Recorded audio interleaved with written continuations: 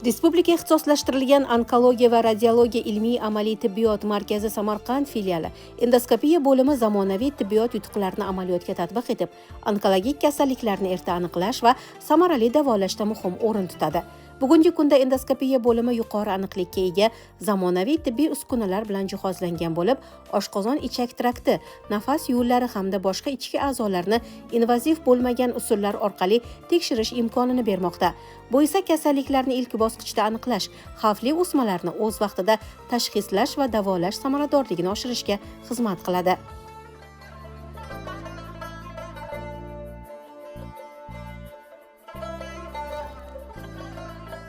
Assalomu alaykum, qadrli tomoshabinlar. Efirda sog'lom hayot uchun ko'rsatuvi. Bugun biz ijodiy guruhimiz bilan Respublika ixtisoslashtirilgan onkologiya va radiologiya tibbiyot ilmiy amaliy markazining endoskopiya bo'limidamiz. Bugun biz ko'rsatuvimiz orqali kasalliklarni va shu bilan birgalikda endoskopik tekshiruv haqida so'z yuritamiz. Chunki bugungi kunda bilasiz, tibbiyot juda ham rivojlanib bormoqda. Juda turli yondashuvlar, ayniqsa texnika bazasi juda oshib bormoqda va bugun kasalliklarni aniqlash tezkorligi muhim hisoblanadi va shuning uchun endoskopiya tekshiruv qanchalik muhimligi, ahamiyatliligi va bugun bu soha onkologiya shifoxonasida qay darajada yo'lga qo'yilganligi haqida suhbat yuritamiz. Va bugun biz tajribali mutaxassis huzurida endoskopist Shomurodov Ilhom Ismoilovich. Assalomu alaykum, Ilhom Ismoilovich, yaxshimisiz? Biz tomoshabinlarga bugun endoskopiya tekshiruvi qanchalik muhim va u qanday holatlarda qilinishi kerakligi haqida biz ma'lumot beramiz deb va'da berdik va suhbatni boshlaymiz. Endoskopiya nima va bugungi kunda bu tekshiruv qanchalik muhim va kerakli deb hisoblaysiz? Endoskopiya bu bugungi kunda tibbiyot sohasida juda ham rivojlanib borayotgan, qolaversa o'zimizda respublikamizda rivojlanib borayotgan sohalardan biri. Endoskopiya deganda tushunadigan holatimiz, ya'ni endoskopiya oshqozon, ichak, o'pka sohalari, ya'ni bronxoskopiya deydi, kolonoskopiya deydi, yo'g'on ichaklarni tekshirishni nazarda tutamiz. Endoskopiya qaysi tibbiy sohalarda kerak deb o'ylaysiz? Umuman bugungi kunda endoskopiya tekshiruvi hamma shifoxonalarda bo'lishi kerak va shart deb hisoblaysizmi?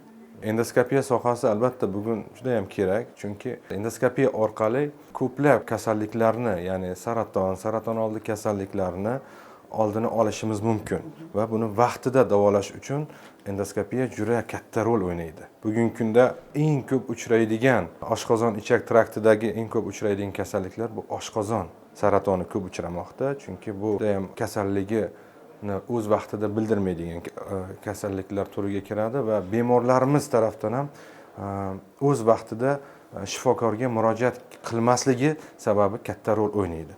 Bemorlar ko'pi oshqozoni og'risa yoki xushsizlik sezsa, o'z boshimchalik bilan davolanishadi. Har xil aptekadan dori-darmon olib, o'zini davolashadi va og'riq vaqtincha qo'yib yuboradi, o'tib ketadi.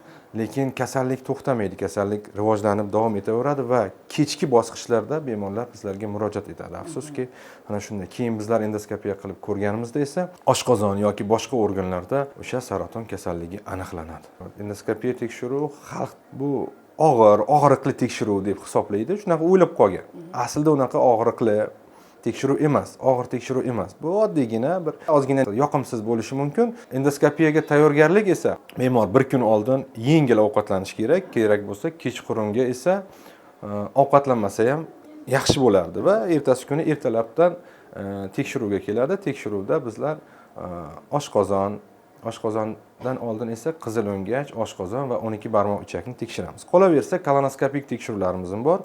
Kolonoskopiyaga esa bizlar boshqacha tayyorgarlikni tavsiya etamiz bemorlarga. Buni alohida tayyorgarligi deylik, bemorlarni 2 kun, 3 kun kerak bo'lsa, 1 hafta oldin tayyorlaymiz. Buni o'zgacha yondashuvi bor kolonoskopiya va qolaversa bronxoskopik tekshiruvlarimiz bor. Bu biroz qiyinroq, og'irroq tekshiruv. Bemorning to'g'ridan to'g'ri o'pkasiga, ya'ni bronxlariga kirib, o'sha yerdan kerak bo'lsa har xil manipulyatsiyalar qilamiz. Biopsiya olishimiz mumkin, qon ketayotgan bo'lsa qon to'xtatishimiz mumkin. Analiz ham o'smalardan olib chiqishimiz ham mumkin. Endoskopiya tekshiruv bugungi kunda zamonaviy tekshiruv o'tkazish uchun bizni bo'limimizda bu yo'lga qo'yilgan. Sedatsiya ostida bemorlarning istagiga qarab bizlar albatta bemorlarni uxlatgan, ya'ni sedatsiya holatida o'tkazamiz albatta.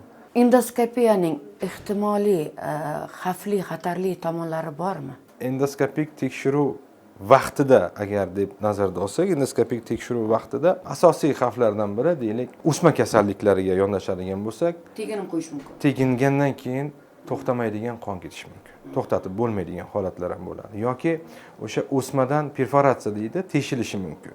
Yoki yara kasalliklari bo'ladi. Yara kasalliklarini kirib ozgina qo'zg'ab qo'ysangiz, o'sha endi yupqa bo'ladi-da, chunki devori o'sha yerda teshib qo'yishimiz mumkin yoki qonamagan yarani yanada qonatib qo'yish mumkin. Bunaqa holatlar ham uchrab turadi.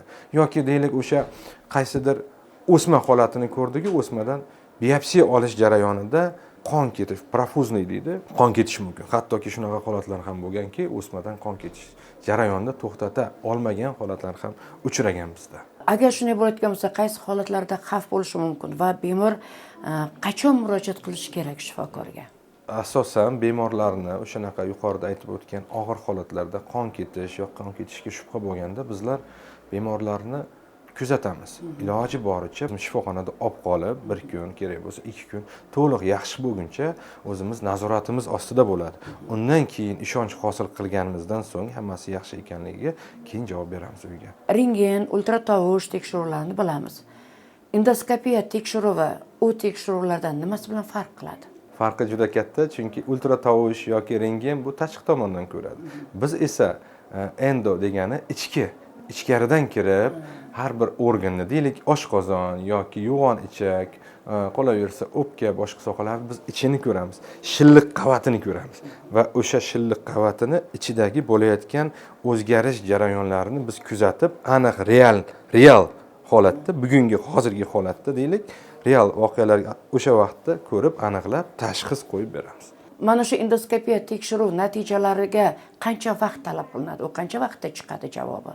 Endoskopik tekshiruvdan keyin deylik, bu tekshiruv o'tkazgan holatga bog'liq oddiy tekshiruv, oddiy diagnostika qiladigan bo'lsak, oshqozon yoki yo'g'on ichakda yarim soat, 40 minut ichida biz xulosani chiqarib beramiz. Demak, tez chiqadi. Tez chiqadi albatta. Agarda qo'shimcha manipulyatsiyalar bo'lsa, deylik, biopsiya olish yoki operatsiya jarayonlarimiz bor, operatsiyaga ko'proq vaqt ketadi. Bularni hammasini biz protokol qilib yozib, endoskopik protokol qilishimiz kerak. Bunga esa ko'p emas, balki maksimum 1 soat, balki 1,5 soat vaqt ketishi mumkin. Biz rentgen, ultratovush tekshiruvlarda o'tganimizda ko'p tavsiya qilinmaydi deyshadi. Endoskopiya borasida qanday fikr va maslahat berib o'tgan bo'lardingiz? Endoskopiya bu zararsiz, umuman inson uchun hech qanaqa zarar bermaydi. Faqatgina buni ozgina bemorda yutish jarayonida, tekshiruv jarayonida to'g'rirog'i diskomfort chaqirmasa, buni rentgenga nisbatan zarari yo'q. Umuman bezarar. Biz mana tekshiruvlar haqida gapirib turibmiz. Alternativ tekshiruv haqida gapirishdan oldin alternativ haqida ozgina bir ma'lumot berib o'tsangiz. Endoskopiyaning alternativ tekshiruvi yo'q. Bu endoskopiya o'zi alohida bir yo'nalish. Bugungi kunda juda ham rivojlangan yo'nalish. Buni men alternativ bironta boshqa tekshiruv bilan qo'sha olmayman va qo'shishni tavsiya ham qilmayman, chunki bu o'ziga yarasha bir aniq yo'nalish. Aynan mana shu endoskopiya sohasini siz tanladingiz. Endoskopiya sohasini tanlashimga juda ham ulug' inson, ustozim professor Mirjalol Dehqonovich Jo'rayev sababchi bo'lganlar. Aslida men o'zi xirurg bo'lmoqchi edim, keyin domlani yo'naltirishi bilan men endoskopist bo'lib qoldim. Endoskopist bo'ldim degani bu bo'ldi, hammasi tugadi degani emas, hamma narsani bilaman degani emas. Endoskopist yaxshi zo'r mutaxassis bo'lishi uchun ham doktor o'zini ustida ishlash kerak. Kerak bo'lsa chet ellarda malaka oshirish kerak. Ustozlardan bilimlarini qo'rqmay aytaman, o'g'irlash kerak. Ana shunda endoskopist haqiqiy endoskopist bo'ladi va bemorlarga o'z vaqtida malakali yordam bera oladi. Mana shu o'tgan 2025-yilning yakuni siz uchun juda bir quvonchga boy bo'lgan ekan. Ya'ni siz yilning eng yaxshi endoskopistda eng yaxshi shifokor va mutaxassis sifatida taqdirlangan ekansiz. Buni hammasi negizida mehnatimiz yotadi avvalambor. Shuning uchun mehnat qilsa, albatta davlat tarafdan bu qo'llab-quvvatlanadi va albatta davlat e'tibor beradi. Bugungi kunda men orqaga nazar solsak, 2018-yil kelganimni eslasam agar bu yoqqa endoskopiya sohasiga bugungi kundagi bizdagi bor apparatura yo'q edi. Albatta buning hammasi bugun qarasangiz endoskopiya apparatlari bitta emas, ko'p. Hozir bugungi kunda bir 20 ga yaqin endoskopik zamonaviy apparatlarimiz bor. Bu albatta davlatimizning ayniqsa endoskopiyaga nazar solgani, e'tibor berganligini ko'ra olamiz. Bemorlar masalan deylik stomatologiyaga borganda birinchi o'rinda uni sterilizatsiyasi bilan qiziqadi. Endoskopiyada ham mana shu jarayonga e'tibor qaratiladi va bu qanchalik muhim. Umuman mana shu endoskopiya tekshiruvi orqali kasalliklar yuqish ehtimoli bormi? Albatta endoskopiya bu juda deylik kasallikni bir insondan ikkinchi insonga o'tkazish uchun juda ko'p sabab bo'lishi mumkin. Yuqish. Qanaqa kasalliklar yuqishi mumkin? Oddiy deylik, spid yuqishi mumkin. Hatto siflis yuqishi mumkin. Qolaversa gepatit kasalliklari yuqishi mumkin. Juda og'ir kasalliklar. Bularning oldini olish uchun, ya'ni yuqishning oldini olish uchun bizlarda dezinfeksiya deymiz. Bemor apparatlarni предварительно oldini tozalash. Har bir tekshiruvdan so'ng apparatlarni bizlar maxsus mashina bor, apparat yuvadigan mashina, o'sha mashinaga qo'yamizda 40 minut, 1 soat, 1 soatdan ziyod davomida yuvib tozalab beradi. Shu joyda o'zida savol tug'ilishi mumkin. Qolgan vaqt 1 soat bemor kutib o'tiradimi? Yo'q. Bizlar bemor kutib o'tirmaydi, chunki apparatlarimiz ko'p, o'rniga boshqa apparatni qo'yib ishlayveramiz bizlar. Jarayon davom etaveradi keyingi apparat tayyor bo'lguncha. Aytaylik, siz endoskopiya tekshiruv qildingiz va qanday holatlarda biopsiya qilinishi kerak deb tavsiya qilasiz? Har bir o'sma ko'rilgandan keyin, deylik, bu yana yuqorida aytib o'tdim, oshqozon bo'ladimi, yo'g'onicha, qaysi organda tekshiruv qilayotgan vaqtimizda shubha tug'ildimi, biopsiya qilinishi kerak. Albatta. Endoskopiya orqali qanday davolovchi manipulyatsiyalar qilish mumkin? Endoskopiyada bugungi kunda juda ham yuqori texnologik operatsiyalar yo'lga qo'yilgan. Shaxsan bizni klinikamizda, bizning bo'limimizda ham bu operatsiyalar yuqori darajada, yuqori texnologik usullar bilan bajarilyapti. Shulardan biri qizil o'ngach saraton kasalligida asorati stenoz deymiz, yopilib qoladi. O'shanda bemorlarga oldin gastrostoma qo'yilardi, ya'ni qorin teshilib, trubka qo'yilardi, shlanka o'shanga shpris orqali ovqat beriladi. Biz esa stent qo'yib beramiz. Bemorlar bemalol xalta orasida yurishi mumkin, og'iz orqali ovqatlanib yuraveradi. Bundan tashqari yana juda zo'r operatsiyani, yuqori texnologik operatsiyalar yo'lga qo'yganmiz. Oshqozon, yo'g'on ichak kasalliklarida, ya'ni o'sma kasalliklarida yaxshi sifatli o'sma bo'ladimi yoki T1 deymiz, birinchi darajali rakda ham bizlar endoskopik shilliq osti rezeksiyasini yo'lga qo'yganmiz. Bizning shifoxonada endoskopik amaliyotlar juda yuqori darajada bajarilib kelinmoqda. Hozir mana biz endoskopiya tekshiruvining qanchalik muhimligi haqida gapirib turibmiz. Lekin qanday holatlarda tavsiya etilmaydi va kimlarga tavsiya qilinmaydi? Qanday holatlarda deganda, eng katta holat bemorning agonal holati, ya'ni umumiy hushi o'zida bo'lmasa, og'ir holatda bo'lsa, o'sha holatlarda endoskopiya tavsiya etilmaydi va qolaversa har xil ruhiy kasalliklari bo'lishi mumkin. Og'riqqa juda sezuvchanligi bo'lishi mumkin. Qolaversa bular sanab bersak juda ham ko'p. Ana shu sabablar. Homilador ayollarga ham endoskopik tekshiruv tavsiya etiladimi? Albatta, homilador ayollarga hayotiy ko'rsatmaga asoslansa agar tavsiya etiladi. Endoskopik tekshiruvni asosan biz kattalarning tana a'zolarida o'tkazilishi haqida suhbat yuritib turibmiz. Bolalarda qanday o'tkaziladi? Umuman ularga mumkinmi mana shu tekshiruvlarni amalga oshirish? Birinchi navbatda bolalarda apparat, ya'ni yoshi kattalar uchun o'sha bizning apparatlarimiz qalinligi bilan bolalarda apparatining farqi bo'ladi. Ya'ni biz aytamiz bolalar endoskopi va yoshi kattalar endoskopi deymiz. Farqli jihati shunda. Demak, hammaga birday bo'lmas ekan. Albatta. Yosh tanlanar ekan baribir. Yosh tanlanadi. Endoskopiya bo'limida faoliyat yuritayotgan shifokorlar va o'rta tibbiyot xodimlari yuqori malakali mutaxassislar bo'lib, ular muntazam ravishda malaka oshirish kurslarida ishtirok etib, zamonaviy tibbiy standartlar asosida ish olib boradilar. Har bir bemorga individual yondashuv, xavfsizlik qoidalariga qat'iy rioya qilish va muolajalarni imkon boricha og'riqsiz o'tkazish bo'lim faoliyatining ustuvor yo'nalishlaridan hisoblanadi. Endi oxirgi 6-7 yilni hisoblab oladigan bo'lsak agar, tibbiyotda qilinayotgan o'zgarishlar, qilinayotgan islohotlar juda kattaligini inobatga oladigan bo'lsak agar, onkologiya sohasi shularning ichidan eng katta davlat rahbarining e'tiborida bo'lgan sohalardan biri hisoblanadi.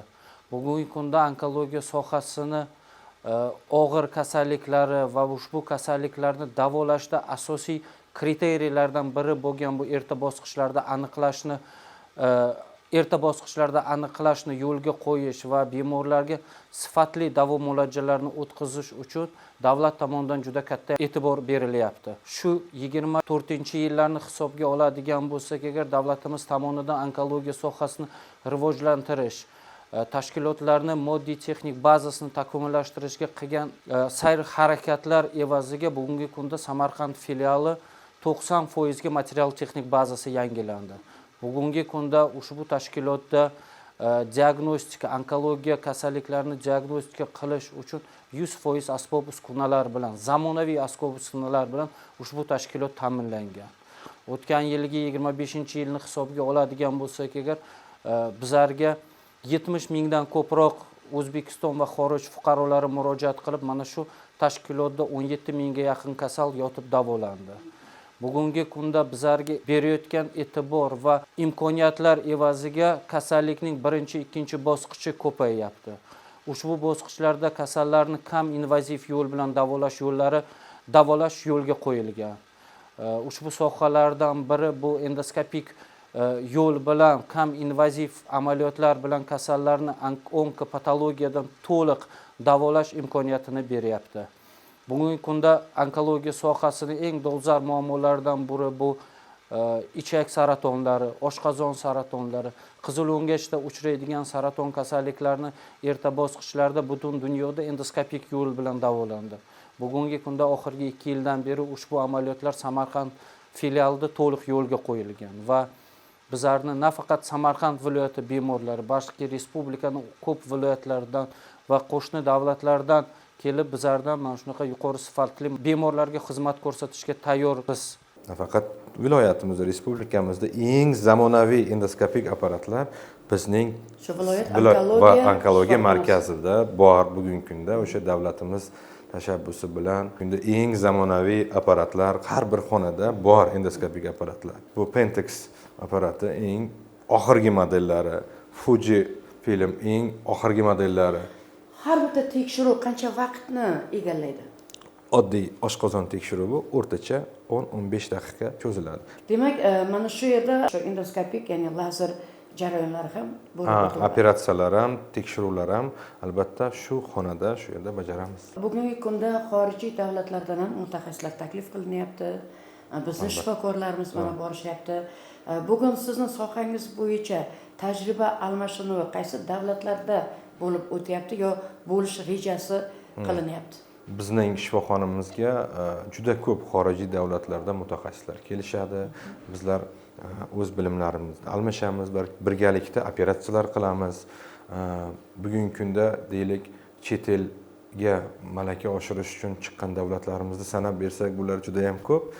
O'shalardan asosiylari deylik Rossiya Federatsiyasi, Hindiston, Koreya, Yaponiya, qolaversa Turkiya, Xitoy va boshqa davlatlarda malakamizni oshirdik va ularni ham o'zimizni davlatimizga chaqirib birga operatsiya qilgan, birga maslahat qilgan joylarimiz ham juda ham ko'p bo'lgan. Mana yaqin oyning oxiriga rejamiz Xitoy davlatiga 1 oylik tajriba almashish uchun, malaka oshirish uchun rejali ravishda borishni plan qilib turibmiz.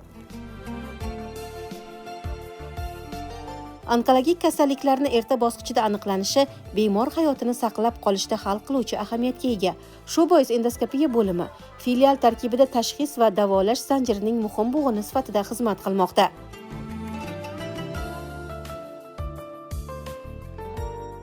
Demak, Ilhom Ismoilovich, biz hozir mana shu ko'rsatuvni tasvirga olish jarayonida sizni ishlayotganingizni, bemorlarni endoskopik tekshiruvdan o'tkazayotgan jarayonlaringizni tasvirga olishga ruxsat bersangiz kerak.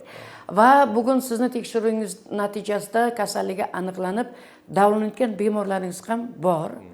Oldingizda bemorlarning qarindoshlari turibdi. Nimani ko'ryapsiz hozir siz mana o'zingizni Bu kompyuteringizda? yerda bemor bundan bir necha oy oldin bizlarga murojaat qilib kelgan. Murojaat qilishining sababi esa bemor nafas ololmagan, ya'ni nafas olishda qiyinchilik sezgan. Ya'ni Bu to'liq ya'ni nafas yo'li. bu nafas yo'li, o'sha nafas kirish yo'li hiqildoq halqum sohasida o'sma hisobiga bemor to'liq nafas ololmagan. Mana bu ko'rishingiz mumkin. Mana bu o'sma esa 95% nafas yo'lini yopib qo'ygan. Ko'rib turibsiz. Esa Qancha vaqt bu jarayon davom etgan? Shunchalik darajada o'tkazib yuborganmi yo bu shunday tez o'sib ketadimi? bu eski jarayon, bunga qanchadir yillar davomida bu sekin-sekinlik bilan o'sib, nafas yo'lini to'liq qisman yopgan, shu 95% darajada yopgan. Bu birdaniga bo'lmagan bu holat, sekinlik bilan rivojlanib kelgan. Bizning vazifamiz esa bemorni nafas olishini tiklash maqsadimiz shu edi va bemorni nafas olishini yaxshilash maqsadida o'sha o'smani bizlar endoskopik yo'l bilan rezeksiya qildik, ya'ni tozalab oldik. O'sma mana ko'rib turibsiz, o'sma yo'q. Mana tozaladik, bemor nafasi tiklandi, lekin bu bilan bemor qo'shimcha davo muolajalarini yana davom ettirishi shart va zarur. Agarda bemor vaqtida oldinroq murojaat etganda edi, bugungi kundagi biz bemorga plan qilayotgan ximiya, nur terapiya yoki kerak bo'lsa operatsiya, radikal operatsiya amaliyoti bajarilmasdi va bemorga oddiy o'sha endoskopik ravishda o'smani olib tashlab bemorga javob berardik va bugungi hozirgi holatga kelmas edi. Mana hozir turmush o'rtog'ingizni holati haqida qiziqib ko'rdik shifokordan. Ya'ni nafas olish yo'lida shunaqa yopib qolgan ekan yo'lni. Yopildi, Nima bo'ldi? Nafas qisqandan keyin yoqqa bordik. Yoqdan endi bu kishi keldik, ya'ni jo'natdi yoqdan. Yoqqa qandab turdik. Endi bo'lmayapti, shu kishilarga boring deb bizlarni jo'natdi, naprelini berib. Nima bo'ldi bu yerga kelganlaringizda? Bu yerda kelgandan keyin yaxshi hozircha. Hozir yaxshi endi yotqizib davolanish kerak ekan. Analizlarni oldim mana. Hozir nafas olyaptilarmi? Olyapti, yaxshi nima bo'lsa yeyapti. Faqat yoqdan yesa yemaydi. Respublika ixtisoslashtirilgan onkologiya va radiologiya ilmiy amaliy tibbiyot markazi Samarqand filiali endoskopiya bo'limi kelgusida ham moddiy texnika bazasini yanada mustahkamlash, innovatsion texnologiyalarni joriy etish va aholiga ko'rsatilayotgan tibbiy xizmatlar sifatini oshirishni o'z oldiga maqsad qilib qo'ygan. LOR sohasida ham endoskopiyani o'rni juda katta. LOR kombayn bor, undan tashqari bronxoskoplar, unaqa gastroskop, video gastroskoplar bor. Bu apparatlar bilan hiqildoq halqum o'smalari, burun halqum o'smalari, bundan tashqari unaqa hiqildoqda o'tib traxeya o'smalari, o'pkani o'smalari, yaxshi sifatli va yomon sifatli o'smalarni aniqlash mumkin. Bundan tashqari endoskopik apparatlar bilan yaxshi sifatli o'smalarni radikal davolashgacha ishlar qilinadi. Bu endoskopik yo'l. Masalan, ovoz boylami fibromalari, burun fibromalari, burun poliplari, ovoz boylami poliplari, traxeya poliplari, o'pkaning gamartomalari, yaxshi va yomon sifatli o'smalari onkologik nuqtai nazardan bular olib tashlanadi. Bu radikal operatsiya hisoblanadi. Shu bilan bemorlar yaxshi bo'ladi. Endoskopik apparatlar juda rivojlanib ketdi. Mana bu hozir Yaponiyada avvallari biz ko'proq biopsiya olamiz-ku. Morfologik aniqlash uchun yaxshi sifatli, yomon sifatli o'smalarni aniqlash uchun morfologik biopsiya olamiz. Lekin hozir shunday apparatlar chiqib ketdiki, birdan endoskopiya qilayotgan vaqtda o'zga morfologiya qilyapti. Bu juda katta yutuq bu. Vaqt tezlaradi, diagnoz tez qo'yiladi. Shu ko'rayotgan vaqtda shunday rivojlanib ketdiki, birdan morfologiya qilishga yo'llar chiqdi. Bu juda katta yutuq. Hozir ham o'zi siydik yo'llari, oshqozon ichak trakti, o'pkaning bir xil kasalliklari endoskopik yo'l bilan davolanadi. Bizlarga unaqa yo'q edi. Shilliq osti o'smalarni kesish, endoskopik gastrostomalar qo'yish, keyin mana bu stentlar qo'yish, qonlarni klip bilan bular bundan 20 yil oldin bular yo'q edi. Hozir qarang, odamlar hammasi Hindiston, Germaniya, hozir hammasi o'z-o'ziga qilinyapti. Yaxshi-da. Avvallari xuddi biz hozir qilayotgan shilliq osti o'sma operatsiya qilayotgan operatsiyamiz qorin kesib qilardi. Hozir uni esa yo'q. Endoskopik yo'l birinchidan qon ketishi yo'q. Bo'lishi mumkin, katta darajada emas. Lekin travma yo'q. Qorinni haftalab perioskal qilish yo'q. Avvalroq haftalab perioskal qorni birlamchi bitadi, terisi qandoq yomon yaxshi bilmaymiz. Hozir unislar yo'q, qorni kesilmaydi. Bemor ertasidan turib yuradi. Operatsiya qilgandan keyin 2 soatdan keyin bemor turib yuradi. Nafaqat endoskopiya, nafaqat tibbiy, umuman har bir sohada ilm olishda to'xtamaslik kerak. Endoskopiyaga qaytsak agar qanchalik ko'p o'z ustimizda ishlasak, qanchalik ko'p malaka oshirsak, bu marralarga erishamiz va yangiliklardan albatta baxabar bo'lamiz. Albatta har bitta bemor umid bilan keladi shifokorning oldiga. Albatta davo topaman degan ishonch turadi. Shuning uchun keladi. Yaxshi mutaxassis, yaxshi shifokor u qaysi davlatda bo'lishidan qat'iy nazar hamisha kerak va muhim hisoblanadi. Men o'ylayman bugungi kunda viloyat onkologiya tibbiy markazining endoskopik bo'limida mana shunday o'z ustida ishlash charchamaydigan, o'zini kasbini yaxshi ko'radigan, faol va fidoyi mutaxassislar, shifokorlar ishlashmoqda. Biz bu borada ularga sog'lik, salomatlik va hech qachon to'xtab qolmasliklarini tilab qolamiz. Qadrli teletomoshabinlar, siz sog'lom hayot uchun ko'rsatuvining navbatdagi sonini tomosha qildingiz. Men o'ylayman, bizga ajratilgan qisqa vaqt ichida endoskopiya haqida va uning bugungi kunda o'rni va muhimligi haqida ma'lumotga ega bo'ldingiz.